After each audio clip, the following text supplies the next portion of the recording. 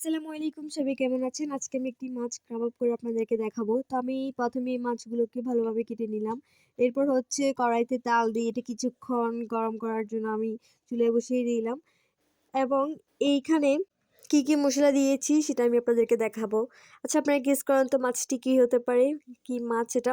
তো আমি এখানে কি মসলা দিয়েছি সেটা আমি আপনাদেরকে এখন দেখাচ্ছি। আমাদের যেটা ১ম দিতে হবে সেটা হচ্ছে সাবোরা, এরপর হচ্ছে রোজমেরি এবং তারপর দিতে হবে পাপরিকা, এটা হচ্ছে গোলমরিচ, এটা হচ্ছে মিক্স মসলা, এটা হচ্ছে ডাইরেক্টলি মসলা এবং এটা হচ্ছে হলুদ, মরিচ, ধনিয়া এবং গোলমরিচ, এটা লবণ। তারপর হচ্ছে আমাদের দিয়ে দিতে হবে লেবুর রস, সরিষার তেল এবং সাবোরা, এটা কিন্তু আমাদেরকে দিতেই হবে, না দিলে কিন্তু মেনলি টেস্টটা আসবে না, তাই এটা দেওয়া খুবই প্রয়োজন। এরপর হচ্ছে ব্লেন্ড করা কিছু পেঁয়াজ রসুন এগুলো দিয়ে দিতে হবে।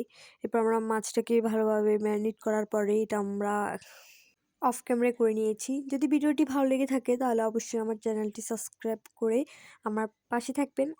সবাইকে আল্লাহ হাফেজ, বাই।